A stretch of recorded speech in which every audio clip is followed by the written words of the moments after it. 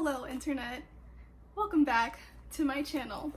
First, I want to say thank you to everyone who watched my video on Eugenia Cooney.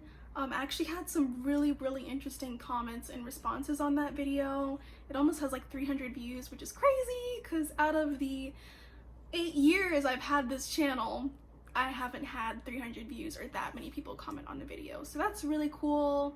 I made that video with genuine intention because I really felt like people were being a lot less humane about her and she deserves to be treated like a human. So yeah, thank you for all the comments and the support on that. A couple people subscribed and that's really cool. I got a couple good feedback comments too. So yeah, I said that like 3 times, but thank you so much for watching that video. That being said, I guess I'm making this a commentary video or a commentary channel now. So I guess look forward to more content. I actually have an interesting enough schedule to make time around YouTube. This has actually been something I've wanted to do since I made videos dating back 8 years ago. So yeah, it's really exciting and I'm really happy you're here and thank you for subscribing and sticking around if that's what you're doing now. So before I really jump into the video, as you can see, I have a very kind of a more broad topic to talk about today, but still very serious in some aspects and important to me. I tried filming this video yesterday and it just was like completely all over the place and I wasn't really happy with it. And that's because I was thinking maybe my whole brand can be just being very opinion based and a lot less research based, because honestly I'm kind of lazy to do my research. I'm just gonna throw that out there. But when it comes to things that I want to speak more in depthly about, I guess I actually want to do the research on it because it's interesting to me. So with things that I want to talk about and are very interesting, I'll probably put more energy into doing more research on it. Which I've done a little bit here, not much honestly, but I have outlined my thoughts, so it's a little less scattered, I suppose. Today, I'm talking about how social media is just internet high school, especially now that literally everything is online, not just, you know, social media itself, but like actual schooling. Basically how this outline or how this video is gonna go, I already told you what this video is about. It's about social media pretty much being high school. I'm gonna tell you about my experience and how I was personally exposed with social media and using the cell phone for everything.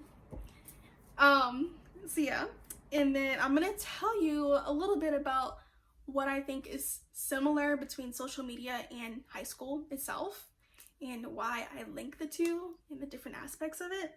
I'll tell you about the cons of everything, and that's a very long list for me.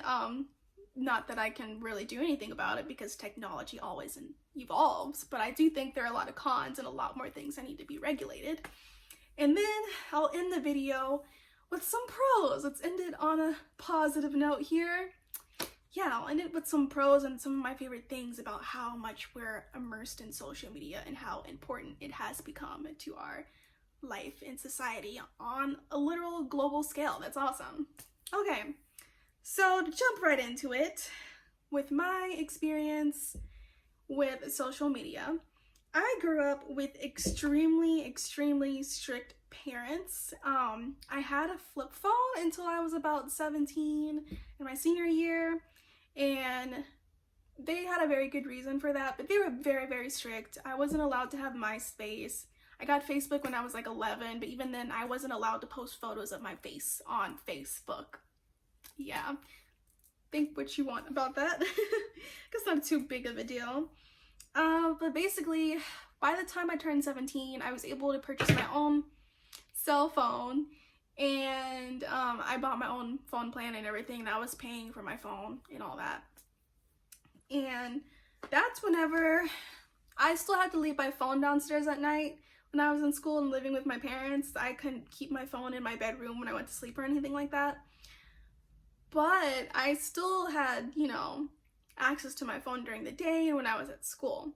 The first apps that I started using were Instagram and Snapchat. And this was back like 2013, 2012, 2013, something like that. So when I use those apps, I like them so much. I'll back up a little bit. Before I used those apps and before I even had a smartphone, it was really weird to see how much my peers and my fellow classmates were literally just like glued to their phone all the time. And like things like social media didn't really attract me. It was mostly like the gaming apps like Temple Run and Subway Dash. I really liked those ones. And I played it on a tablet when I had one during class when I shouldn't have been. Anyways, so when I finally got my smartphone and was able to download my own apps and everything, I first downloaded gaming apps and they got boring and people were like, why don't you have Snapchat or Instagram? I'm like, I guess I'll get them. I'm not allowed to, but I guess I'll sneak around and get those apps. So that's what I did. And like I said, I really, really love them a lot. It was really cute and wholesome.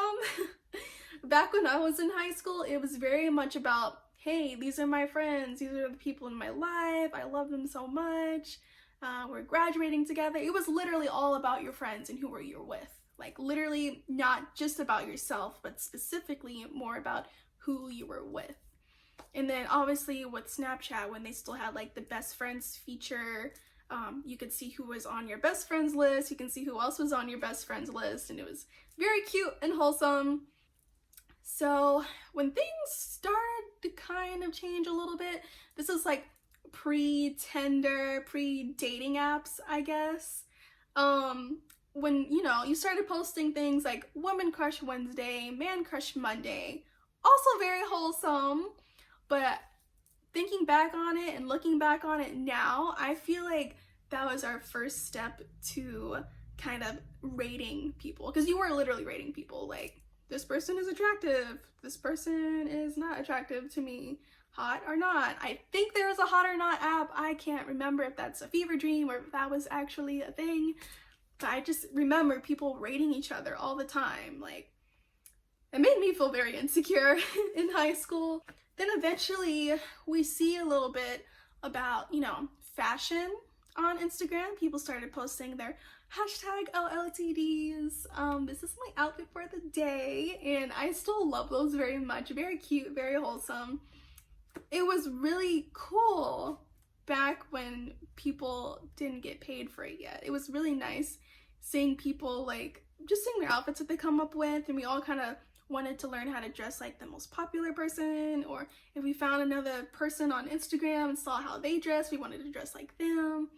And it was really nice to see people just be creative and dress up that way.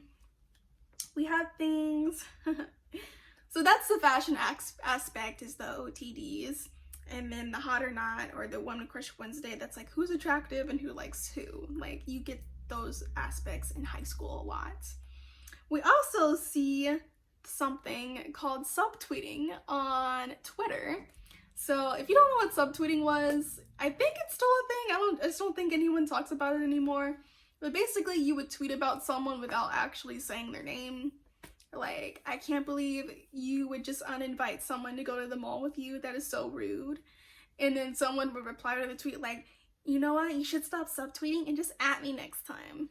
It was so petty. So petty. I think I only got subtweeted once or something like that. Very petty. I've subtweeted a couple times, but it doesn't really mean anything when the person you're talking about isn't even on Twitter. But there were times, and you would see this on Facebook too, like kind of subtweeting on Facebook, where there would be a long thread just of so many replies and responses, like, at me next time, you want to fight, blah, blah, blah. So the same kind of drama and bullying you would experience like in actual high school, you see this in the form of subtweeting on Twitter, like a lot of it on Twitter and Facebook. Anywhere where before you couldn't post photos on there and it was just text, you see a lot of bullying there. Obviously you would see bullying on photo apps like Instagram also. And I think people tried to subtweet on Snapchat too. I think I did that once too, so that's kind of embarrassing. Yeah, subtweeting is a thing, and threads of arguments and comments of arguments. So petty, so very petty. It's funny looking back on that now. Oh, another thing about Instagram, whenever you follow someone, you know, maybe you are following a guy you have a crush on, you get to see who he follows. And whenever they used to have the activity section on Instagram, seeing who likes whose photos, who commented on whose post and all that, you can see who was doing that, and you can see who they were commenting on or who they were going to follow. It was very stalkerish back in the day. Yes, I am guilty. I'd be surprised of people who weren't guilty of doing this. Just seeing like who would like whose photos and who was following who, and then kind of overanalyzing it. It was kind of toxic, yeah. Toxic to like have a crush on someone and then see what exactly they're doing on social media. And that's so normalized now, like that's extremely normalized because a lot of people have been caught cheating that way. But back in high school, like you were considered stalkerish for doing that. When it's very, very normal now. So that's an interesting way that has developed. It's very normal now. I'm sure if you're watching this, you know what TikTok is, but for those of you who don't know who TikTok is, it's a short form video content platform. Probably said that in the wrong order. Anyways, and it's kind of like how Vine was, except with TikTok, you can do it from 15 seconds all the way up 60 seconds.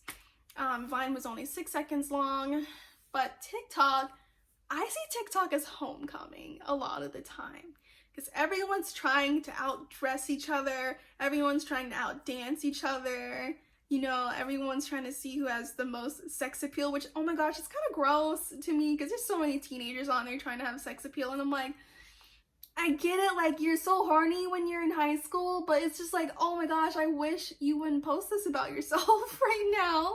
You're gonna look back on it and like, oh, okay, yeah, I looked cute back then, but think about, like, how many weirdos might have commented on that, like, but when you're a teenager, you don't think about that kind of thing, or you don't think about it as much, or don't understand it as much anyways.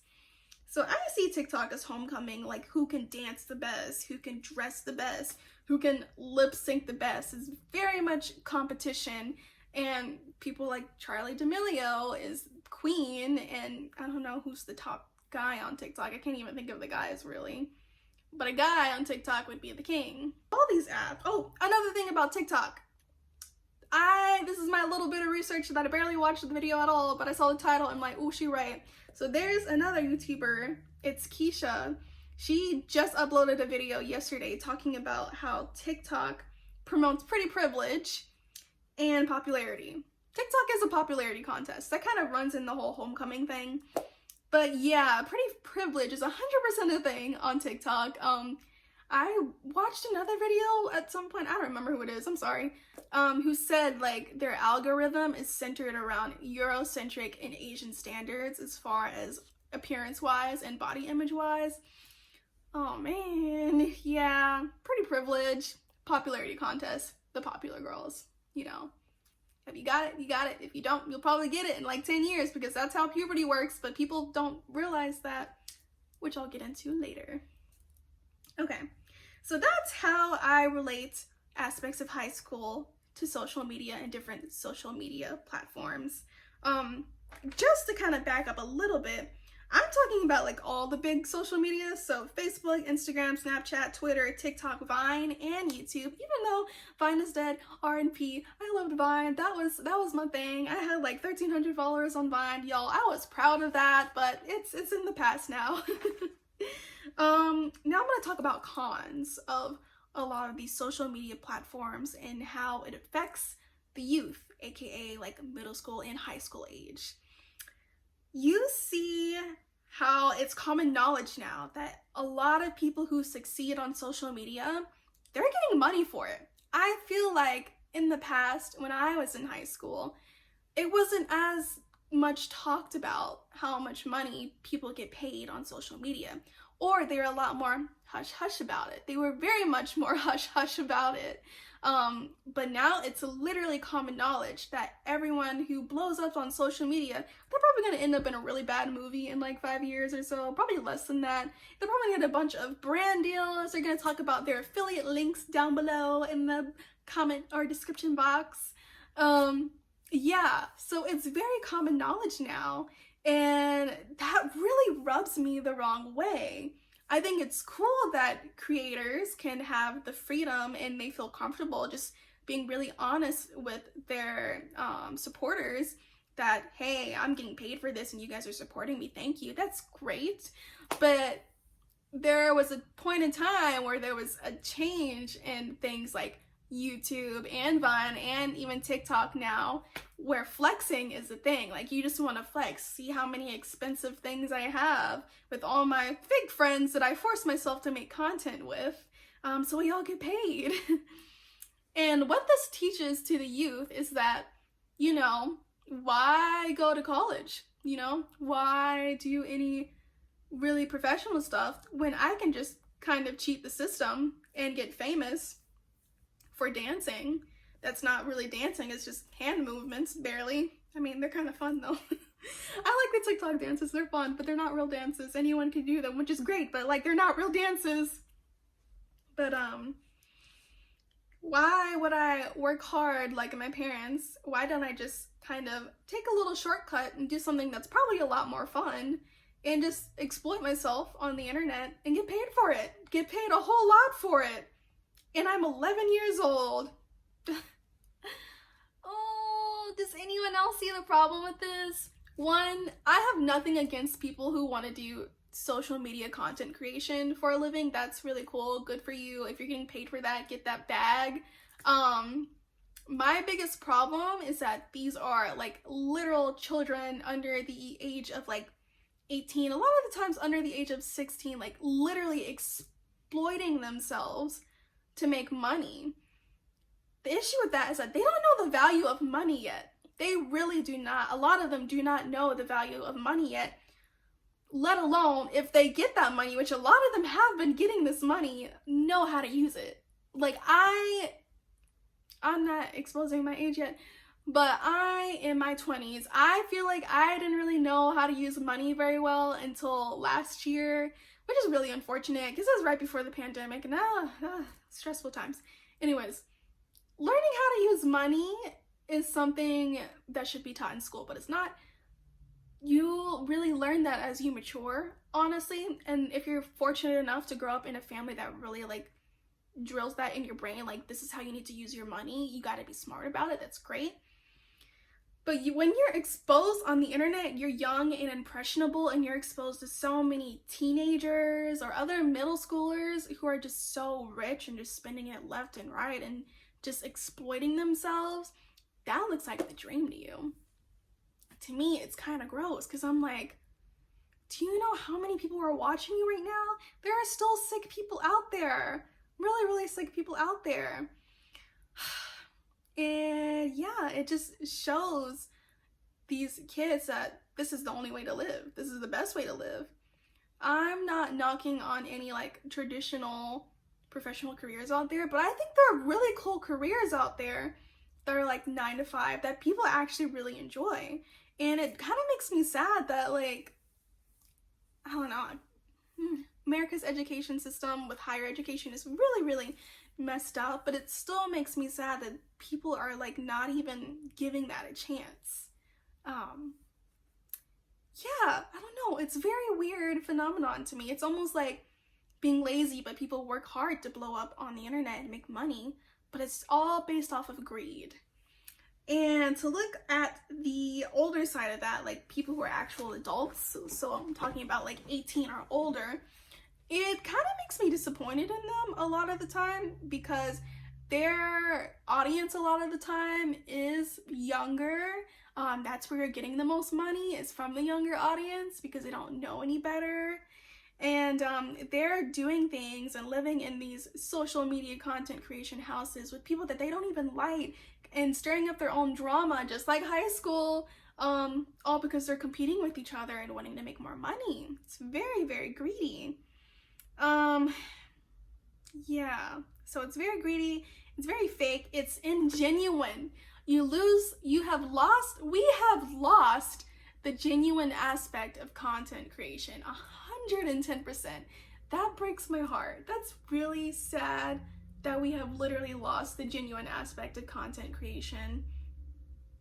It's just out of the window. It's still there for some people, and it's at the point when you have to get really lucky for it to go somewhere for you now. Yeah, the actual creative and genuine aspect of social media content creation is kind of going out the window. It's all just a popularity contest and people paying to see you because, you know, you might have pretty privilege or something like that. Or you can dance, but not really, but you can dance. Also, for the people who are adults and for children, this is gonna sound really bad and content or trigger warning here. I should have put a trigger warning at the beginning. Trigger warning, I'm talking about pedophiles and kind of about how sex is exploited and mental illness. Okay, thanks. So, speaking of child exploitation and popularity contests, sex pays. Literally, sex pays. This is not new news. Probably none of what I'm saying in this video is new. But yeah, unfortunately, high schoolers, middle schoolers are getting hypersexualized on the internet. That's really gross. It's really, really gross. And they're exploiting themselves because they're making their money. And they're still going through it. And it sucks because I know that that has to affect them in one way or another. There's no way it can't affect them. You can ignore the words all you want.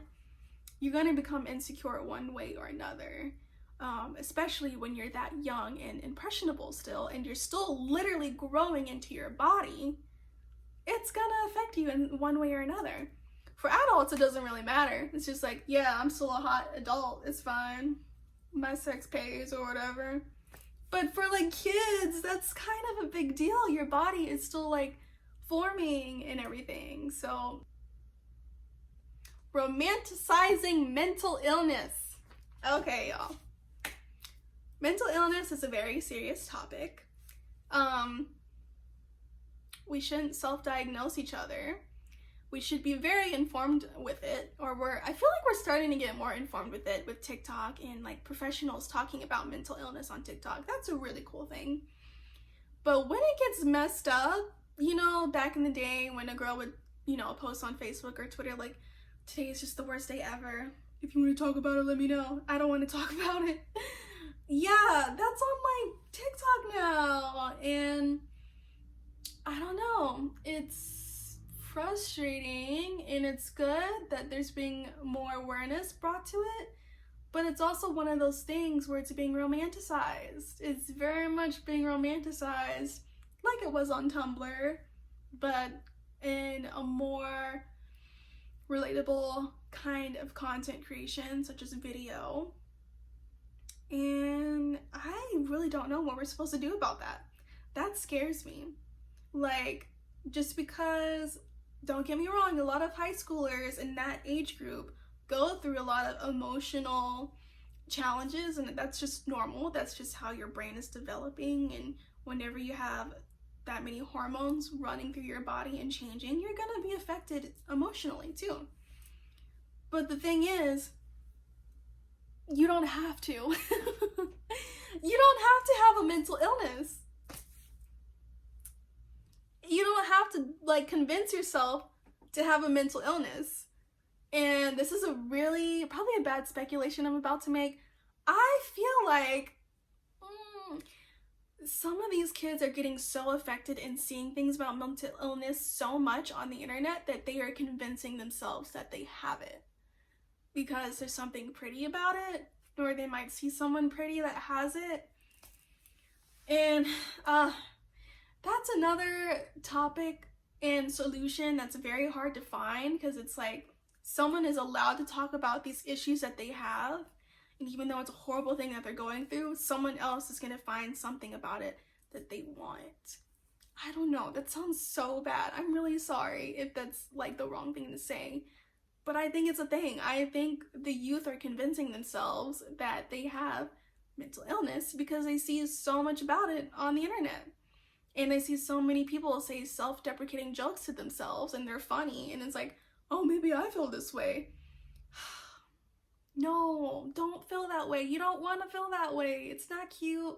People make funny things to joke, but it's not a funny thing. It really isn't. I don't know. It makes me really sad. Like you just because you're a teenager doesn't mean you have to go through some kind of mental illness. Just because you're a teenager doesn't mean you need to self-diagnose yourself with mental illness. You don't want that. It's not cute. It's not fun. It holds you back. And everyone is able to go through life at their own pace. But if you don't need to convince yourself to have a mental illness, don't let it happen. Or talk to people. Talk to your support system. Talk to your family. Talk to your other peers and friends. Or talk to someone who actually does have a mental illness and be like, hey, does this sound anything like you have? Should this be something I should get checked out? Or talk to a professional. I don't know.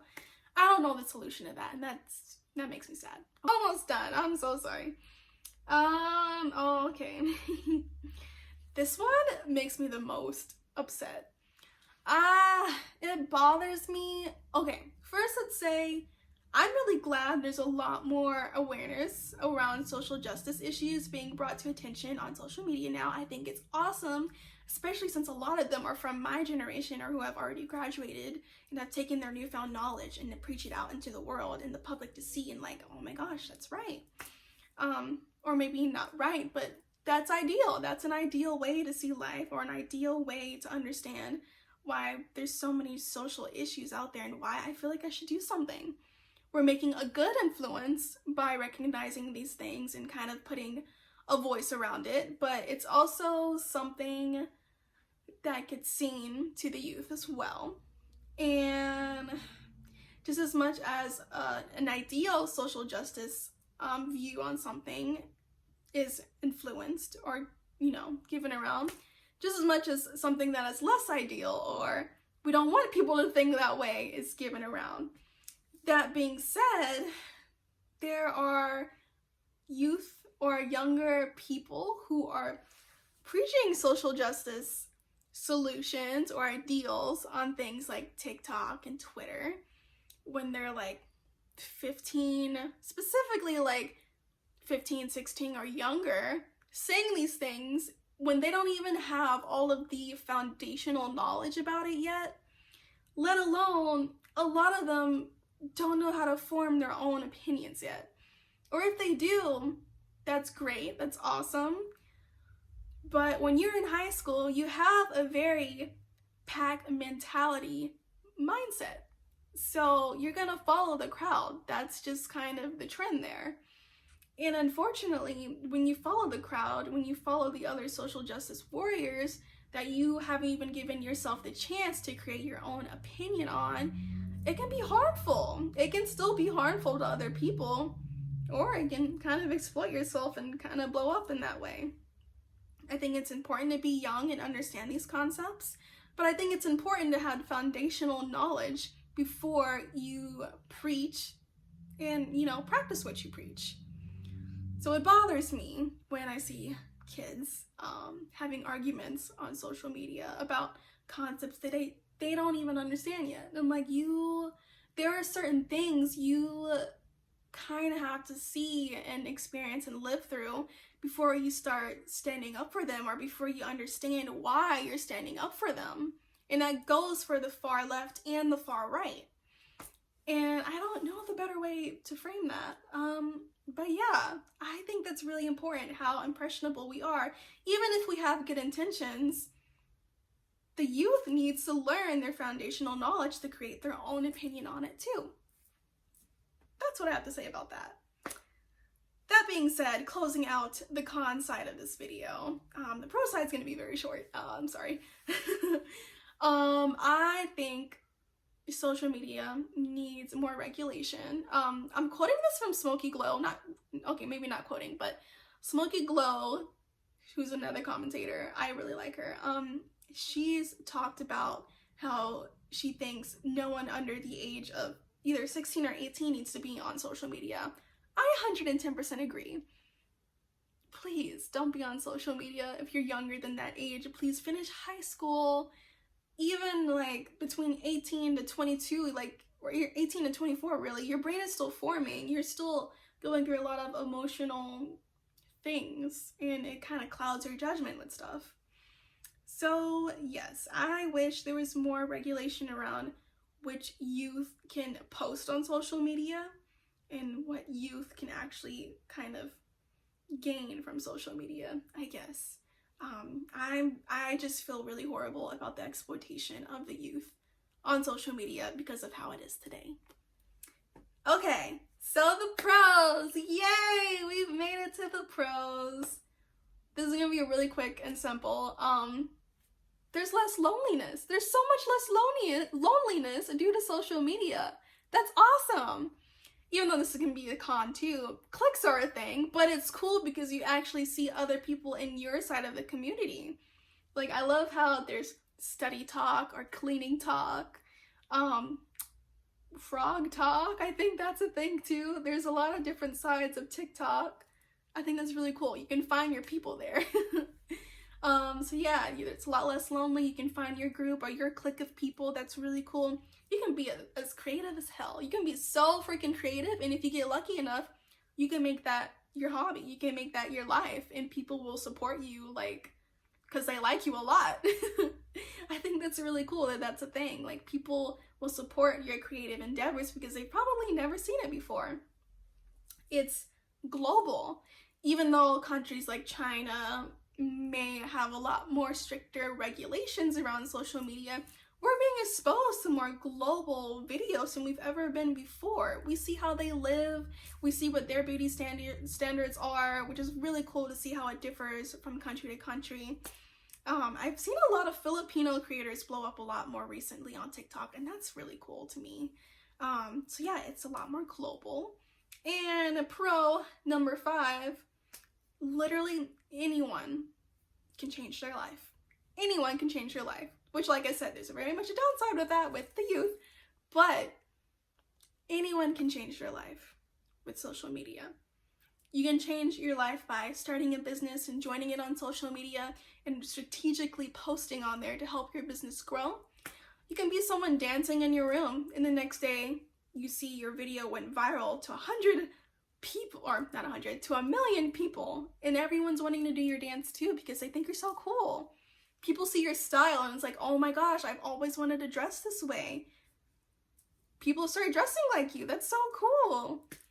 You can literally do anything, and you get a chance to do it on social media. That's the biggest difference between social media and high school, I suppose. But yeah, thank you for watching this video. Well, it's been 35 minutes, so I hope I edit this down enough so it's not so long. Yes, this was a 35-minute long video. Thank you so much for watching. I will try to edit it down to be more bearable and not scattered brain, because I am very scattered brain. But yeah, thanks for watching. Like, subscribe, comment, please leave me feedback, any suggestions you might have. If you don't want to subscribe, that's totally fine.